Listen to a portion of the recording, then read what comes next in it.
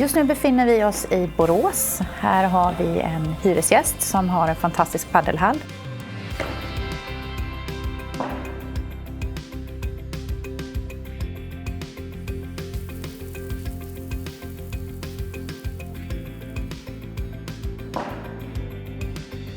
Jag är väldigt stolt att arbeta på Senera för att vi har hållbarhet i starkt fokus.